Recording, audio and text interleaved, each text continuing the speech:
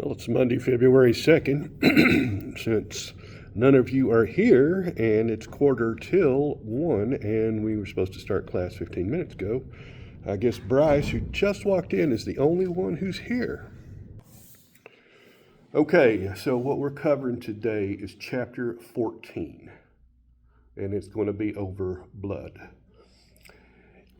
In many ways, it's one of the more enjoyable chapters to teach because there's so many weird things going on with blood. And it's the only tissue in the body that actually has a liquid extracellular matrix.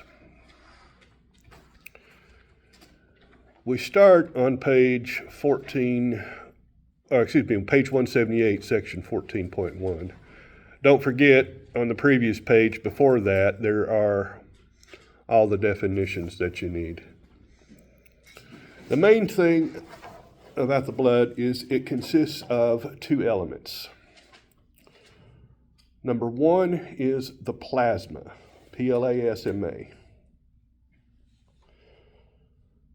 Number two are the formed elements,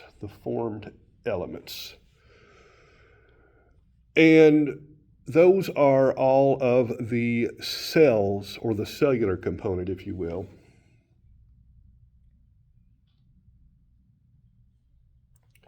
And they are formed in the red bone marrow. All three of them are formed in the red bone marrow.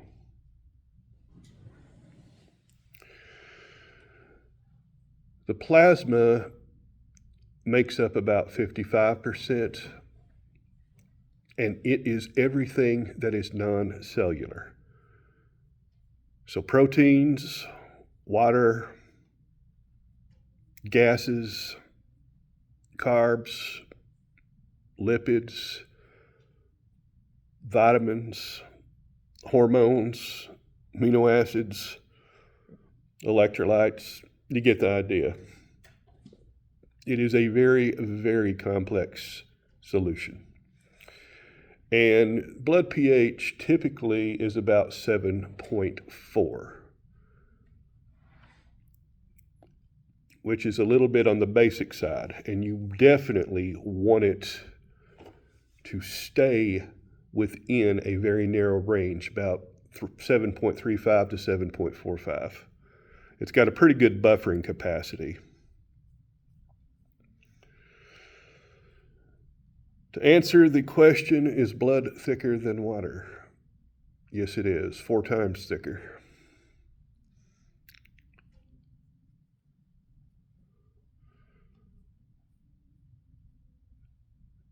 The volume of blood a typical adult has varies based on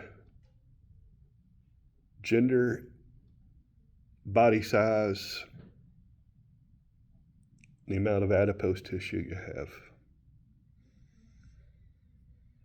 Men will have, on average, 5 to 6 liters. A woman, 4 to 5 liters.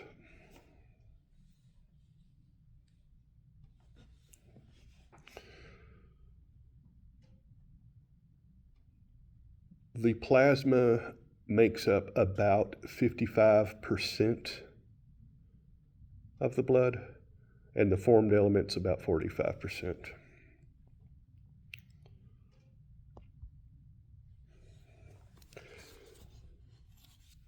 You may hear some talk about serum, blood serum versus blood plasma. Serum is essentially plasma that has been clotted. It's the liquid portion of the blood with the clotting factors removed.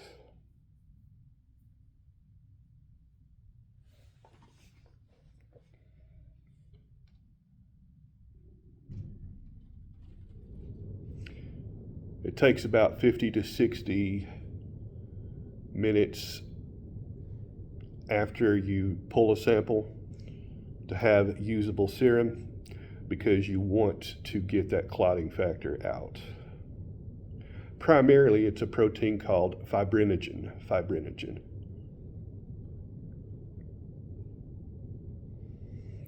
The advantage to using serum over plasma, you don't have to worry about blood clots.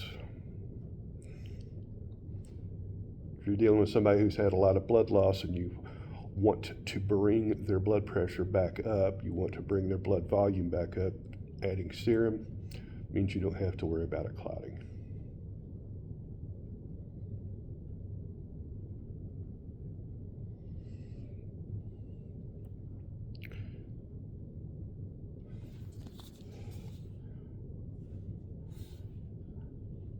And you've heard of somebody bleeding to death.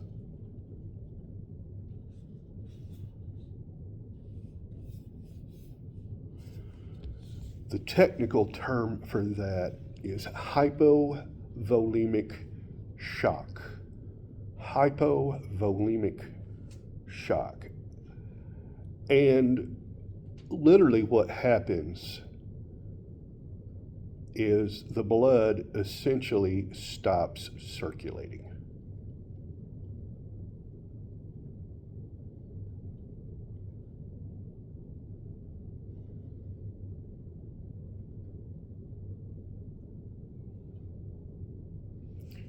There's just not enough liquid in the pipes to make it move. Everybody see how that goes? So you don't exactly die from blood loss so much as you die from organ failure due to blood loss. It's called hypovolemic shock. And the max that you can lose, and I mean absolute max, is about 40% of your blood, about 2 liters. In combat, medics in the Army will actually carry IV bags of saline solution, and they'll hook up an IV right there in the field, because they're not so much worried about losing the blood cells or getting a clot formed as they are about just keeping the volume up, keeping that blood pressure up, keeping your heart beating. So any questions on that? Now, both of you all have been trained as phlebotomists, am I correct? So you understand the precautions necessary for handling blood and why, more than most people. Most people get a little bit surprised when I tell them that it's actually considered a biohazard and has to be use PPE and all the special procedures that we have to clean it up. But it's just a nosebleed. Yeah, it's just a nosebleed, and I don't know what diseases you've got. And we can all get nicks on our hands, can't we? So, any questions? Moving on to the formed elements. So, the process for the formation of blood cells is called hematopoiesis. Hematopoiesis. And all of these originate from specialized cells called hematopoietic stem cells, or hematopoietic cells.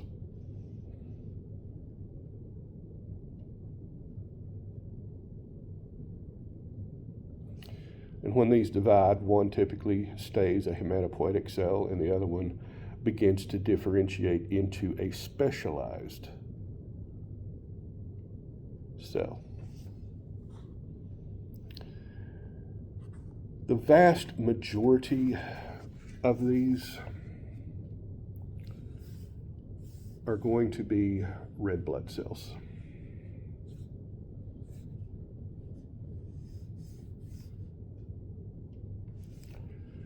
This is measured in blood tests as something called the hematocrit. And that's just simply the percentage of red blood cells in whole blood.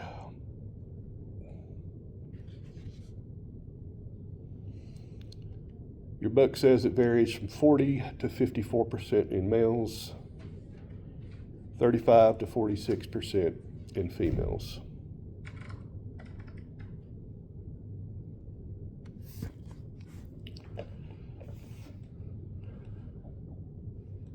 The white blood cells and platelets together typically represent less than 1%.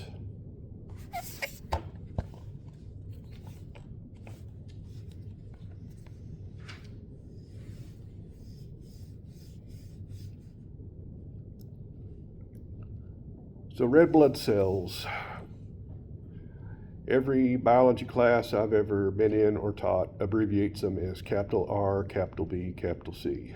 We'll continue with that. The technical name is erythrocytes. Erythrocytes.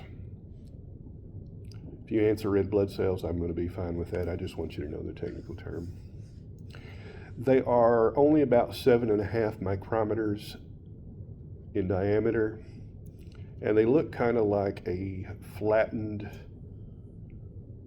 donut, concave on both the top and the bottom.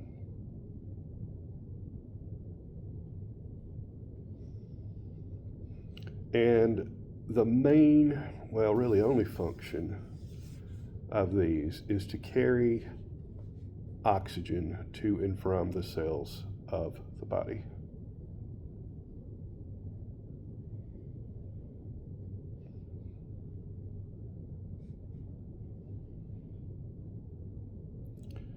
The protein that allows this is called hemoglobin.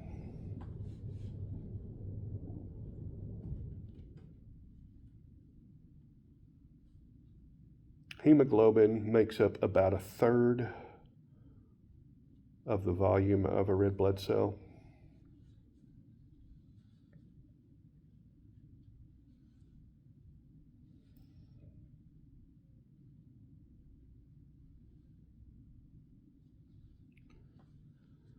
Interestingly, they lose their nuclei and they also lack mitochondria.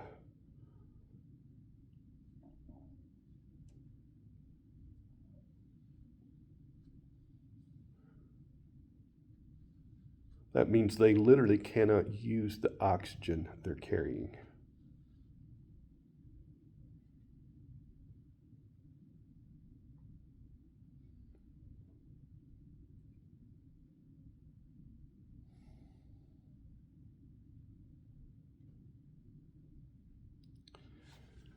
They can change shape. They kind of tumble and twist, and that helps them get through the smaller blood vessels, such as the capillaries. Which makes sense because the capillaries are not going to be very wide, are they? And all of this essentially means that the red blood cells are subject to wear and tear.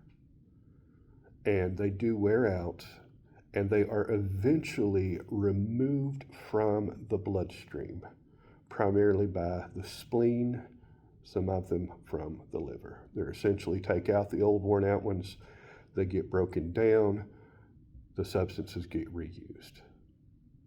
You always have new red blood cells coming online through the bone marrow. One other thing to remember is that the spleen contains essentially what I call an emergency reserve of red blood cells. So if you lose a lot of blood for whatever reason, you donate some, your spleen will immediately release that ready reserve to get your levels back up.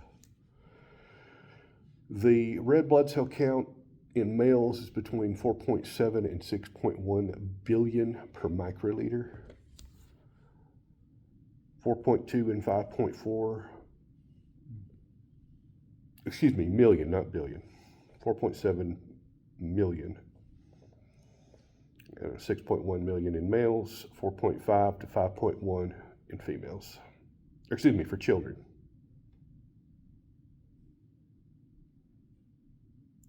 4.7 to 6.1 male, 4.2 to 5.4 female, 4.5 to 5.1 children.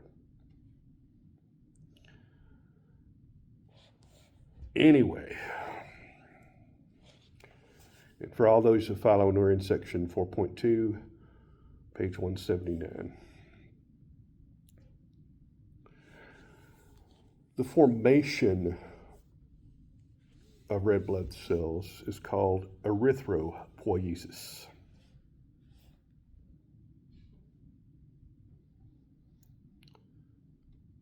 In the red bone marrow, the hematopoietic cells divide and give rise to erythroblasts. Erythroblasts. And please tell me if I'm going too fast. Very easy to do when you just have two students. All the rest of them couldn't be bothered to be here. Although a few of them do have legit excuses. So,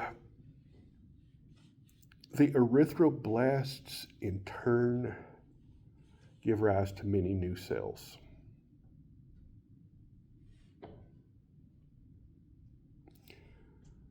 Most of them will become red blood cells. And what they do, they essentially start synthesizing hemoglobin.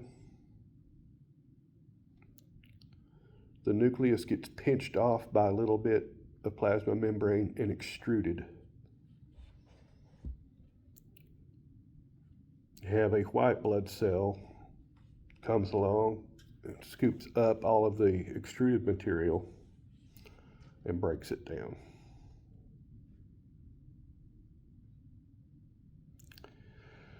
The average life of a red blood cell, 120 days, about 4 months.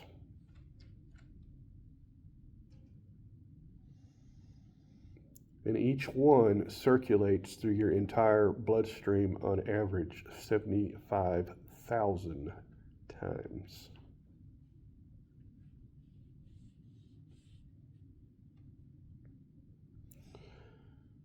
This is regulated by a protein called erythropoietin, or EPO.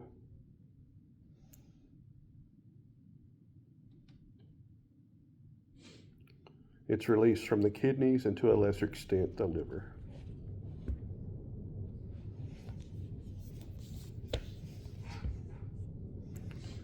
Anything that gives you lower oxygen levels, moving to a higher altitude, stuff like that, stimulates EPO, stimulates red blood cell production. Obviously, dietary factors will impact this. B12 and folic acid both significantly influence RBC production.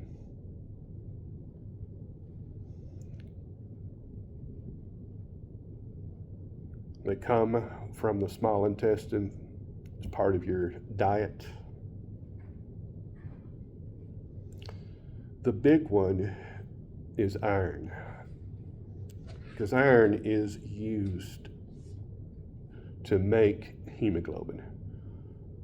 Every hemoglobin molecule essentially has an iron atom sitting right at the center.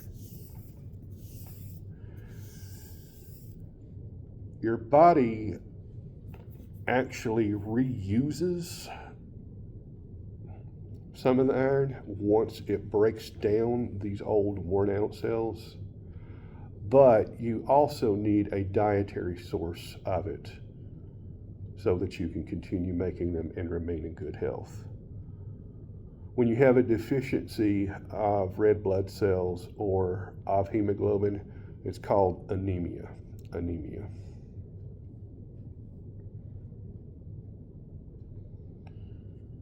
They may prescribe different remedies for that.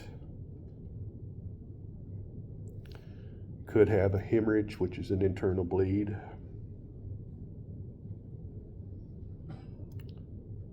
You could have damage to your bone marrow.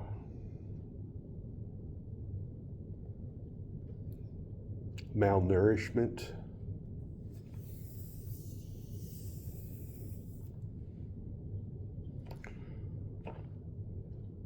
or even, in certain conditions, a genetic mutation that results in a malformed protein. Iron deficiency is where like they can get like a ring and they will rub it on like their skin and it'll be black, right? What is this? Iron deficiency. Iron deficiency testing. I honestly don't know. Let's see what they say. To test for iron deficiency, doctors use blood tests like a complete blood count, checking hemoglobin/hematocrit, and specifically measure ferritin and serum iron levels with total iron buying capacity. Like if they check for bruising. Well, no, like there's certain like metals whenever you rub it on your skin, if you have iron deficiency, it'll make like a black mark. Oh, I've never heard that. I wouldn't trust that. I'm not saying it's not possible, but I wouldn't trust that. What we have gotten now has gotten, they've gotten so sophisticated with DNA and everything. I read where they identified two skeletons that were 12,000 years old that had been buried together. And they wanted to know the relationship of the two because the smaller skeleton was essentially being embraced by the larger skeleton. And it turns out it was a mother and son, and the son suffered from a severe form of dwarfism. And they determined all that strictly from DNA. What they do nowadays, I'm certain, is probably much more uncommon. They'll do a DNA test. To set up a PCR, now when I did the test, I would take literally 24 plants. I would start on, let's say, Monday morning. Today's a Monday. By tomorrow afternoon, I would have complete DNA sequences for all of them. And that's 23 years ago, 24 years ago. You can only imagine what the tech is now. The whole thing you have with any diagnostic test, you want it to be three things if you can. You want it to be fast. You want it to be accurate and reliable. And you want it to be cheap. A lot of these COVID or flu tests that they do, for example, they're not looking for the specific type of COVID or the severity. They're just confirming, yes, you have it. When the one time I got diagnosed with it was August of 22, I was fairly sure what I had. I knew it was a respiratory infection. I was pretty sure it's COVID because I had no sense of taste whatsoever. I did go to the doc mainly because I wanted to make sure that I wasn't getting any of that severe stuff, because that was still the time it was kind of scary. And the nurse practitioner was the one that saw me, and she did the quick and dirty test, and she brought it in so I could see it. She said, now this is borderline positive, not positive. If you want, we can redo it or do a more accurate one. I said, no, I think between the symptoms and this, it's just pretty much confirms it. She said, that's what I would say, but I wanted to offer you the option. And I thought it was great she let me. My doctor's office lets me participate in the process probably more than I should. As the doc himself said, he likes to see it when I can diagnose myself, because then he'll tell me how many ways I'm wrong. So far, I've killed myself about 50% of the time with misdiagnosis. The main type of anemia you'd worry about would probably be either dietary. If you're a female, heavy menstruation or bleeding can contribute to it. If you eat an iron deficient diet, the most common genetic one is sickle cell. Have y'all ever heard of that? Sickle cell anemia means that the hemoglobin proteins are malformed, and rather than produce that disc like you see in the pictures, it produces a shrunken one that looks kind of like a sickle. And those very often can clump up in tight areas in the blood vessels and cut off blood flow downstream. And as you might imagine, you get tissues dying, and that's a very painful condition. It's primarily concentrated here in North America in the African American population. And the reason why is actually genetic. It's an evolutionary reason. Turns out if you have one allele that is normal and one that is sickle cell, you are more resistant to malarial infection than the baseline. If you have two normal alleles, there's no chance of you developing the symptoms of sickle cell, but you also have no resistance. If you have both alleles versus one of each, but both of them are sickle cell, then you develop the symptoms.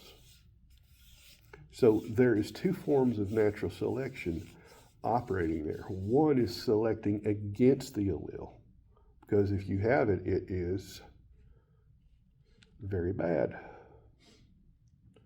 If you have one copy, you are resistant. So that is driving it the other way. So let's see what we could see. I try to check this every year. I'm going to see what the sickle cell allele frequency is in sub-Saharan Africa.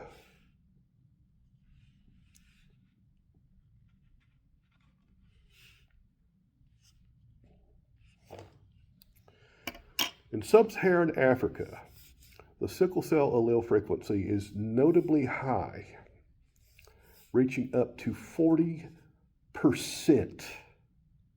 in regions,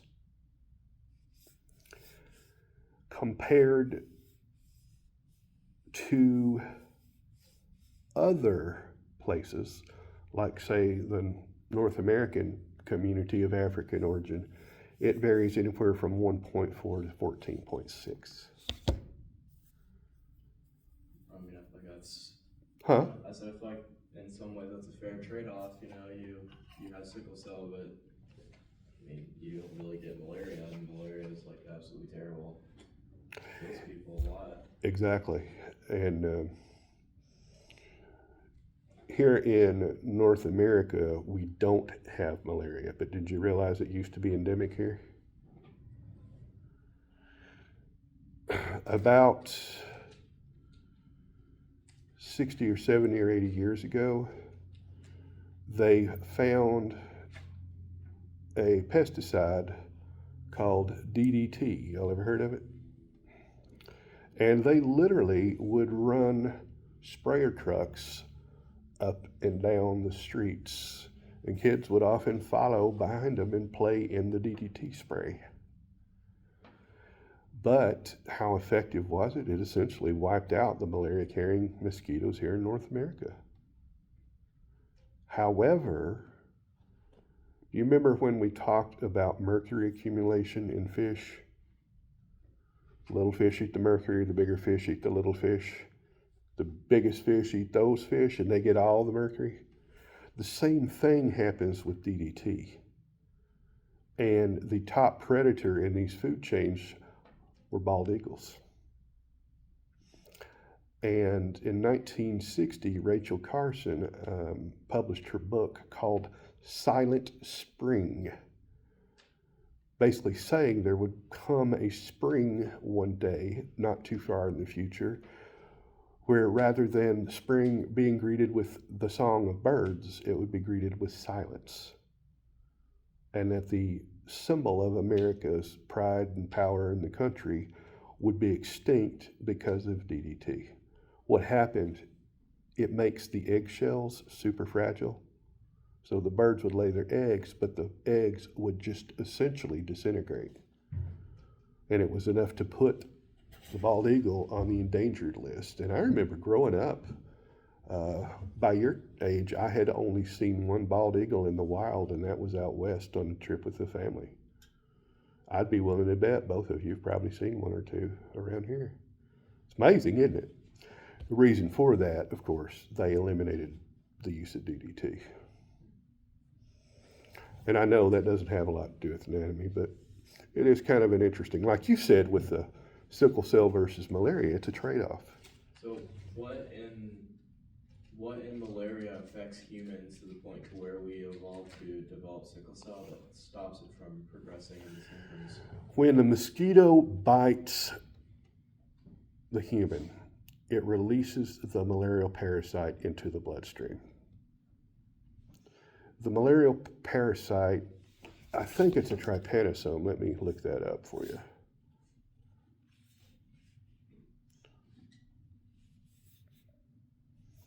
It literally infects the red blood cells. It actually goes into them and lives in them, and it disintegrates them. Blood cells get infected with merozytes, which develop further stages into gametophytes. Then it goes into the liver. The plasmodium goes from the mosquito to the liver to the red blood cells. Another mosquito lands on the infected person, sucks up the infected blood, and transmits it again. Something like 1 million new cases a year. And it basically is just a cycle. Since the plasmodium is a eukaryote rather than a bacterium, it's a eukaryotic cell. So it is very tough to get rid of. It's like amoebic dysentery. Once you get something like that, it's a real struggle for your system to fight it. Our immune system is pretty good against bacteria and viruses. Things like a fungus or eukaryotic parasites like this, not so good. I think we talked about the brain-eating amoeba last time, didn't we? Yeah. It's just your immune system's not primed to recognize something like that and fight it. So, good questions. Back to anemia. Main thing to remember about the anemia is you're no longer transporting oxygen efficiently.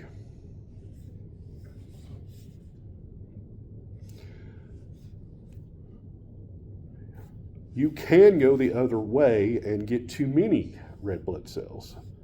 This is called polycythemia. Polycythemia.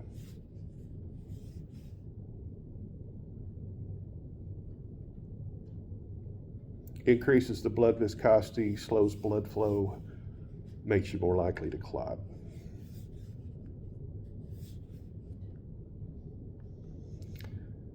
And back in the day, believe it or not, you actually had people that would shoot up EPO, the protein, to try.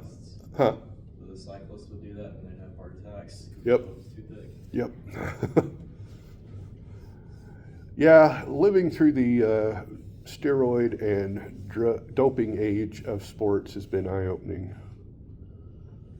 So, is there a safe way to actually blood dope?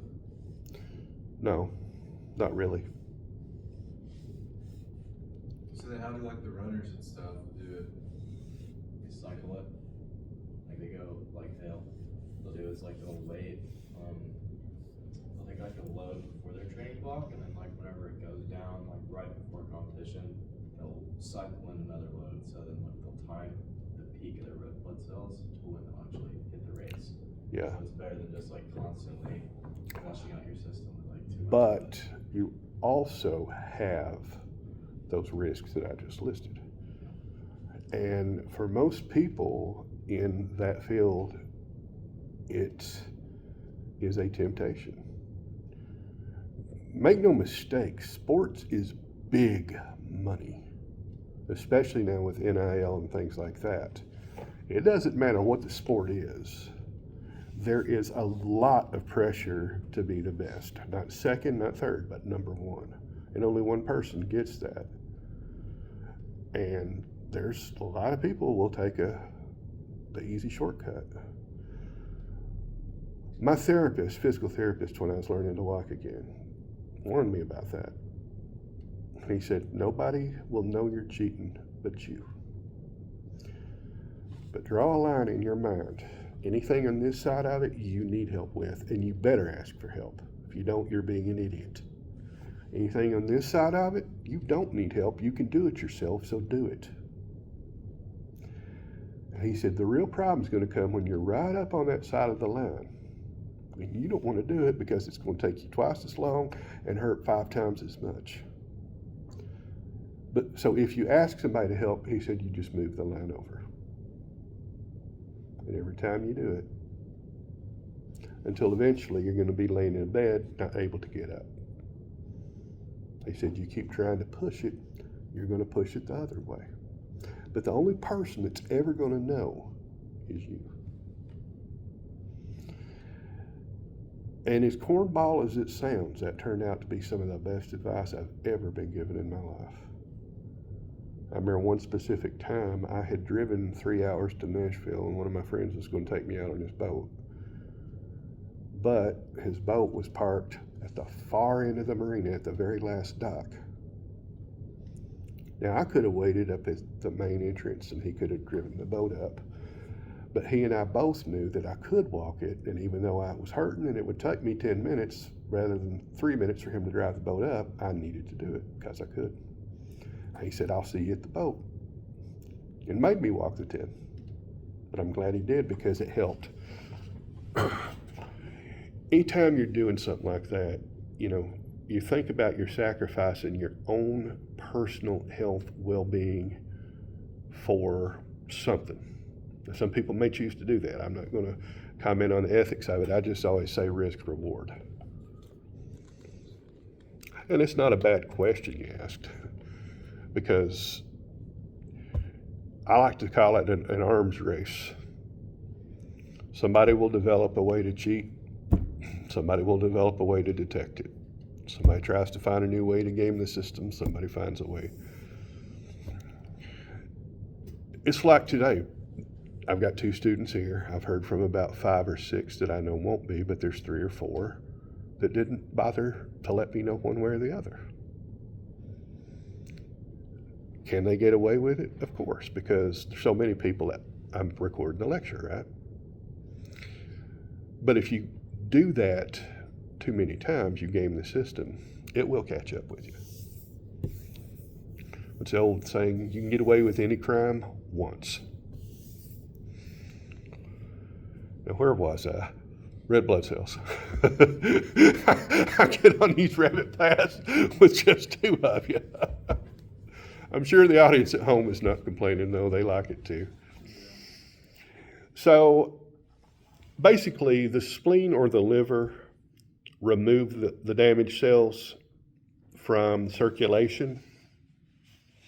And then you get macrophages, which are white blood cells, come in and dismantle them and free the hemoglobin. And sometimes they'll decompose it into a greenish pigment called biliverdin. If it's combined with a protein called transferrin, it can carry to the red bone marrow, and about 80% of the iron is stored in liver cells. If not, the biliverdin is converted to an orange pigment called bilirubin, and that is secreted in the bile. Now, the bile is the material that the liver secretes to assist in digestion. But if you are secreting too much of this bilirubin in your bile salts, you will develop a condition they call jaundice, Jaundice. Y'all ever heard of that? You got the yellow eyes, you get the yellow skin. A lot of newborns get it. Yeah. My sister's kid, she just had it in September, and he had it. congratulations. And I hope he's better now, or her son or daughter, as the case may be. It's also what makes feces into the color they are.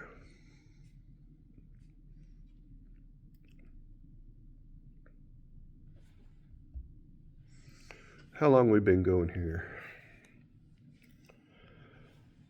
About 40 minutes. Okay, so we're back from our brief break. And next up, white blood cells. White blood cells are technically abbreviated WBC. The correct name for them are leukocytes. Leukocytes.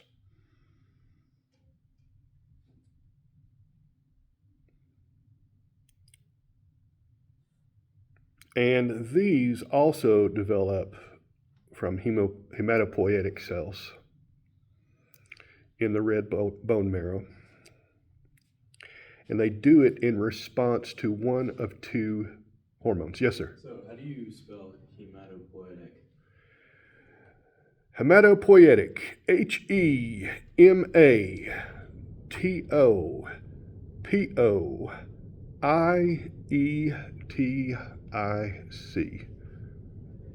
You're quite welcome. I have to look it up every time I talk about it. I even have to pronounce it a couple of times to make sure I don't screw it up. So leukocytes are formed in response to one of two things: colony stimulating factors, or CSFs. CSFs.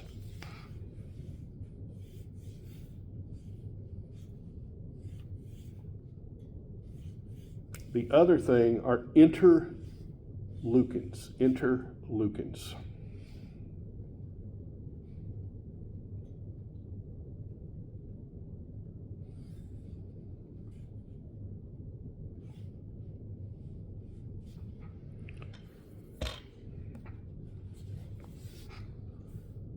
And given their role as immune cells, I think you can see why this would be important. They are transported through the blood to the site of infection, where they actually leave the bloodstream. This is called diapedesis. Diapedesis. They actually just squeeze between the cells of the smallest blood vessels.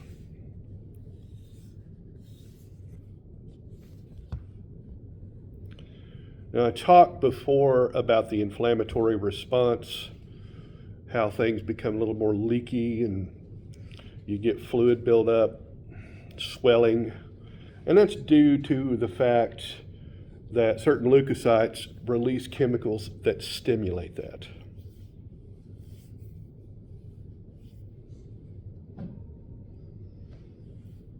Now, the types of red blood cells and their function, there are 5 of these that circulate in the blood. There are 2 major groups: granulocytes and agranulocytes.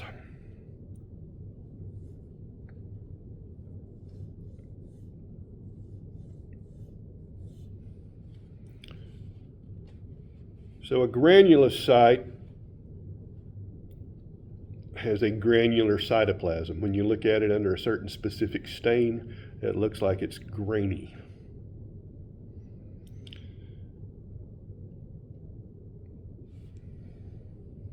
The first of this group are called neutrophils. Neutrophils.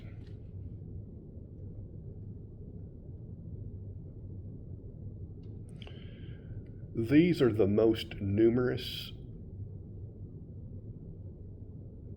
They make up 50 to 70% of the leukocytes in a typical blood sample.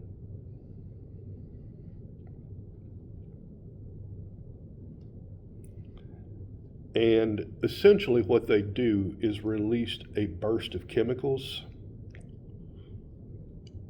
pretty much hydrogen peroxide and bleach. That does a number on the bacterium. They then phagocytize or engulf the bacterium.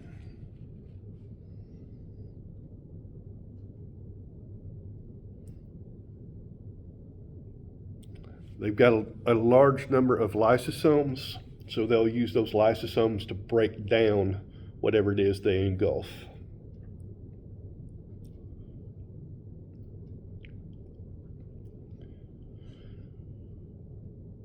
Second type are eosinophils.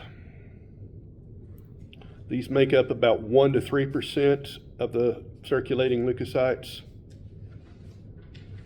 And these are the ones that go after worms, some of the larger parasites, and they kind of sweep up some of the chemicals that cause inflammation and allergic reactions. So they help kill the big boys and clean up the chemicals.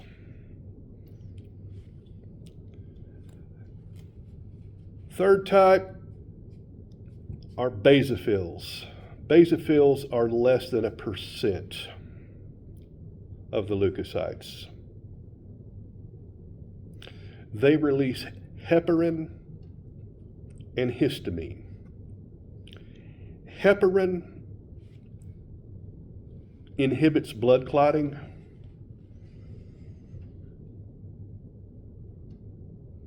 And histamine promotes the inflammation by acting as a vasodilator. It's a vasodilator.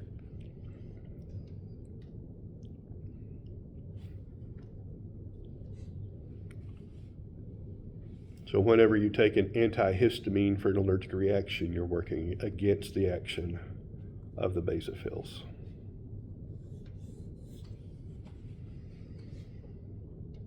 Everybody cool with that? Then you've got the two types of agranulocytes. Agranulocytes. The most common one are called monocytes. Monocytes. 3 to 9% of the leukocytes.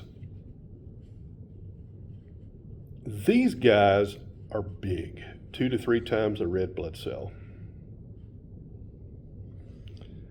And they leave the bloodstream.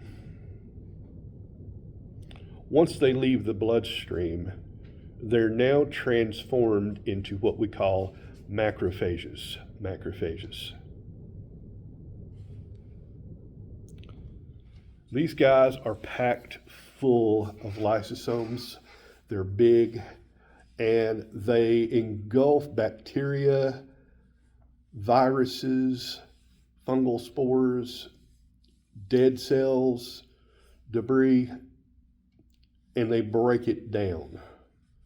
These guys increase quite a bit during an infection.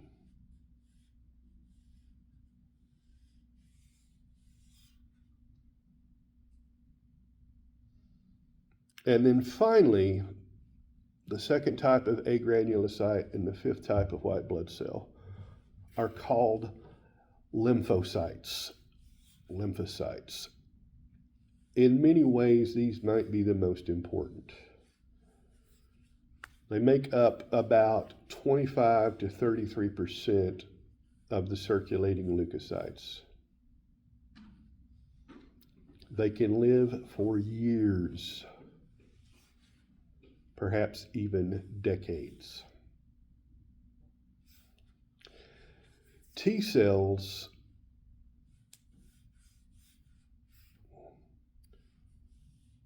directly attack microorganisms,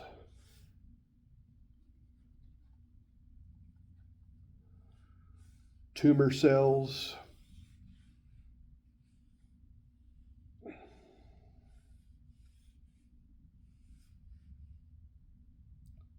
any type of transplanted tissue In other words, foreign cells.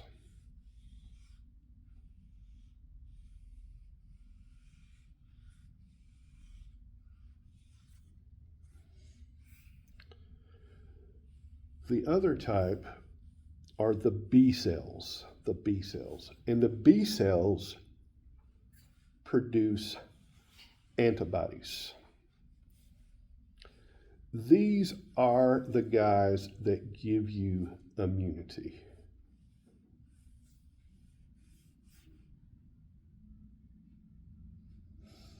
When you take in a new microbe that your immune system has never seen before, that's generally due to a protein or a glycoprotein. And the B cells will recognize that as foreign, and they will start making proteins called antibodies that bind to that foreign protein. And when those antibodies bind, they help make it recognizable to the other white blood cells circulating. This is why it's important for it to be exposed to those foreign proteins. And whenever you get a vaccination, you're injecting essentially those foreign proteins.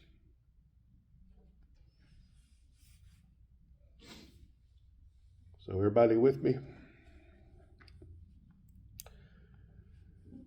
And one of the most common things they'll do whenever you're sick is they'll do a white blood cell count.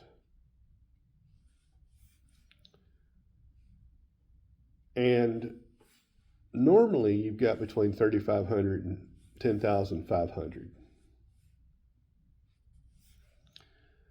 If you've got more than that, it's called leukocytosis. And leukocytosis indicates an acute infection. In other words, there is something growing in your body that shouldn't be, growing somewhere it shouldn't.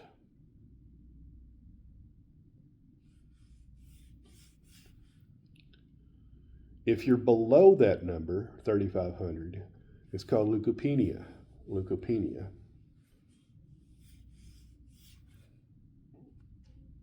Heavy metal poisoning, anemia, or several different viral infections, polio, AIDS, chickenpox, measles, mumps, the flu.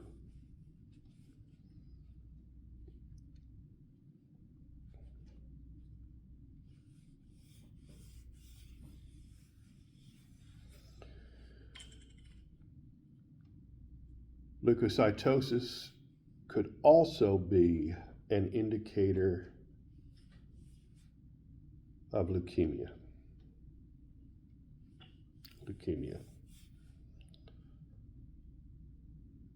Leukemia is essentially blood cancer.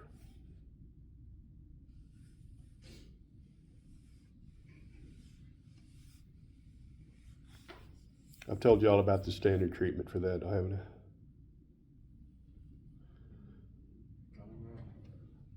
I? It used to be, back when around the time I was born, early 70s, late 60s, leukemia was essentially a death sentence. I'm not going to say it was common in children, but it was not rare either necessarily. But in the 80s and into the 90s, they developed more and more effective treatment methods, and now they've gotten pretty good with it. My understanding is they typically will do a round of chemo and a intense radiation. They'll radiate the bone marrow to essentially nuke it, kill it completely. The chemo, as I understand it, takes care of any circulating cells. So great, you now have no leukemia, but you also have no immune system, right? Do an immune system transplant. a bone marrow transplant. They take bone marrow from a donor, they inject it into your bones, it reboots, and you grow a new immune system. Pretty wild. I don't know the specifics and how and why somebody would be a donor and somebody wouldn't, but it's been very, very effective in treatments. And you just don't hear about leukemia the way you used to, I guess. I just wanted you to be aware that it is a possibility, that it is a disease out there. And last, we've got platelets. Platelets. Thrombocytes.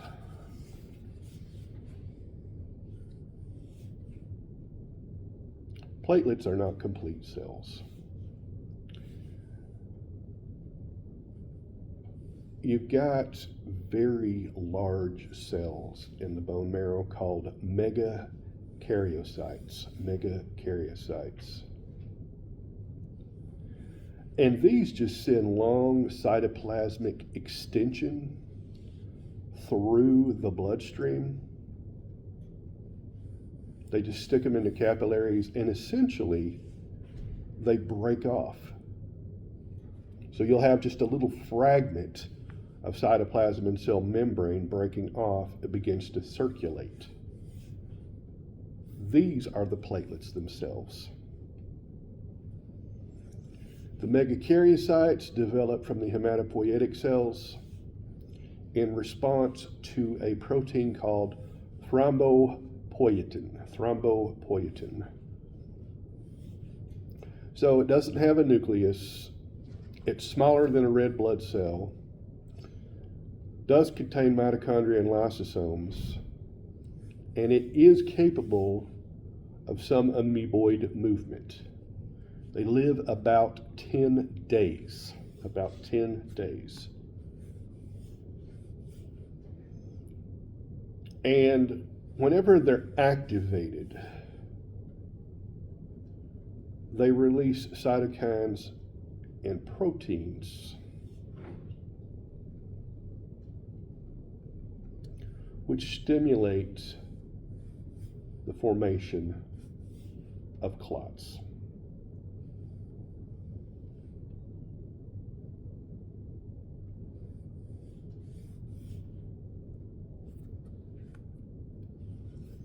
Typically, you'll have 150,000 to 400,000 per microliter.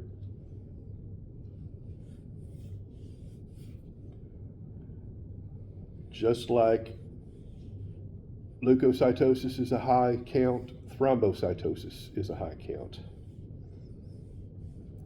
And obviously, you're going to have a higher risk of blood clots.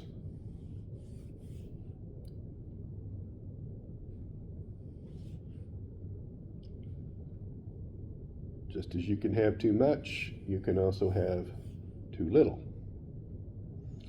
This is called thrombocytopenia. Thrombocytopenia.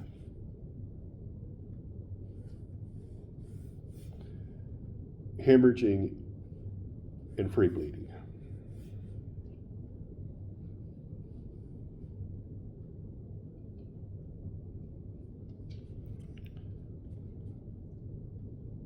And that is it for section 4.2. We are out of time for today's lecture, so we will stop the lecture there. The case study for lab has already been posted online.